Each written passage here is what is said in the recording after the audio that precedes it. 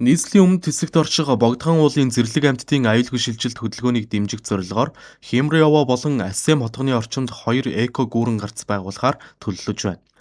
Байгалийн зэрлэг амьтдын амьдрах орчныг автцам хүн амын төвлөрлөөр таслагдахаас сэргийлэх энэхүү ажлыг байгаль орчин уур амьсгалын өөрчлөлтийн яам, богдхан уулын дархан цаазд газрын хамгаалтын захиргаа, хувийн хвшлийн байгууллагуудтай хамтран хэрэгжүүлэхээр судалгаа төлөвлөлтийн ажлыг эхлүүлжээ.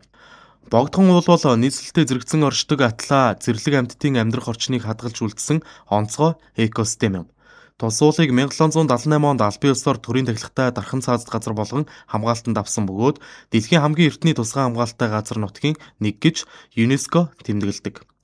Мөн 1996 онд ЮНЕСКОгийн шин мандлын нөөц газрын сүлжээнд бүртгэсэн байна.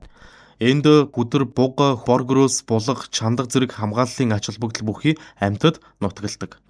Хот суурьшил, зам тээврийн дэд бүтэц байгалийн амьдрах орчныг хэсэгчлэн хуваах үед зэрлэг амьтдын эдээшил нутаг шилжит хөдөлгөөн хязгаарлагдах эрсдэлтэй. Иймээс амьтдын тогтмол ашигладаг хөдөлгөөний цэгийг тогтоож, авцамыг аюулгүй даван гарах боломж бүрдүүлэх нь дэлхийд дахинд хамгааллын чухал арга хэмжээ болдог байна.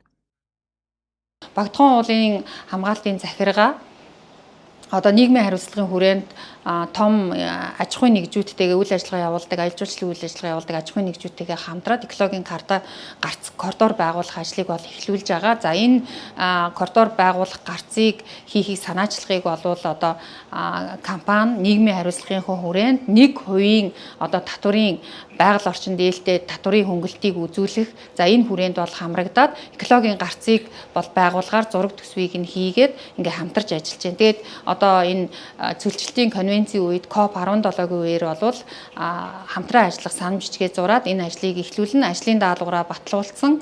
За эхний зураг төсөв эскизийг бол хийцэн. Тэгэхээр дараагийнхаа одоо техник эдийн засгийн үндэслэлийг боловсруулад энэ намартай чадвал багтаад одоо жижиг хэмжээний дунд яг стандартын шаардлага хангасан экологийн гарцыг байгаль орчин уур амьсгалын өөрчлөлтийн яам, богдхон дархан цаазд газар за тэгээд компаниудтайгаа хамтраад энэ ажлыг хийхээр эхлүүлээд байна. Болсон сүүлийн жилүүдэд бол туул хоол руу бол ингээд буу орж ирэх гөрөөс ангир одоо энэ олон төрлийн тууруутай амьсд орж ирэх юм одоо экологийн гарцны хувьд жоохон бэрхшээлтэй болчиход байгаа юм. Тэгээ энэ асуудлыг шийдэх одоо олон аргалгаанууд байгаа юм. Үүний одоо хамгийн одоо бодит бөгөөд хамгийн одоо хийж болох хамгийн ихний одоо гарц нь бол одоо энэ экологийн дид гарцуудыг бид нэр байгуулах зүйтэй байна.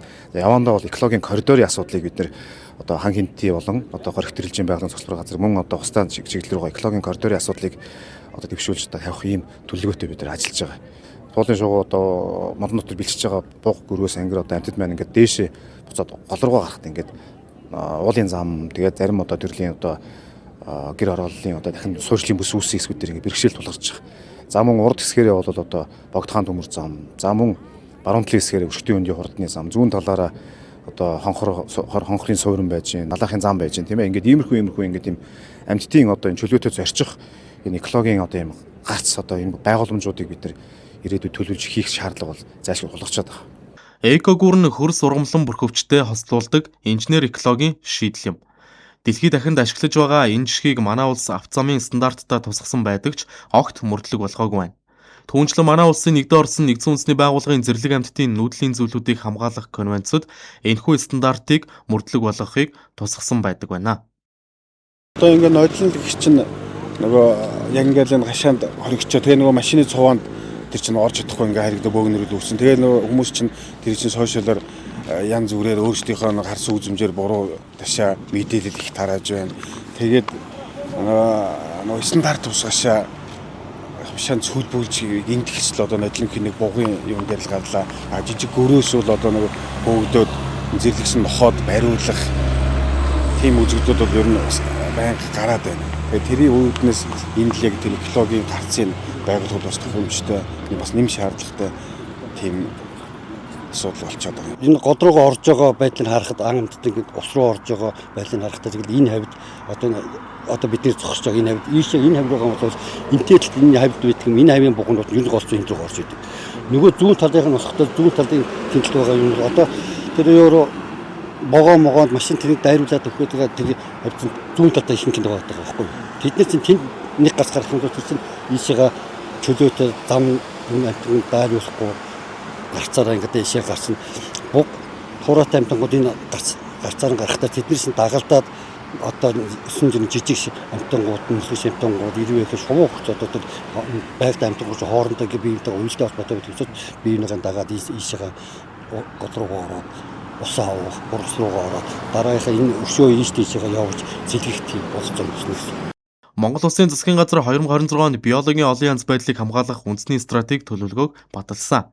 Байгаль орчин уур амьсгалын өөрчлөлтийн яамнаас мэдээлснээр уг төлөвлөгөөний хүрээнд 2030 он хүртэл зэрлэг амьтдын нүүдлийн замыг хамгаалах дэд бүтцийг өргөжүүлэхээр зорж байгаа юм а. Иймээс богдхан уулан төлөвлөж байгаа 2 эко гүүрэн гарц нь зэрлэг амьтдын аюулгүй хөдөлгөөнийг хангахаас гадна Монгол Улсын биологийн олон янз байдлыг хамгаалах үндэсний зорилт болон олон улсын өмнө хүлээсэн үүргийн хэрэгжилтэд бодит хувь нэмэр оруулах ач холбогдолтой юм а.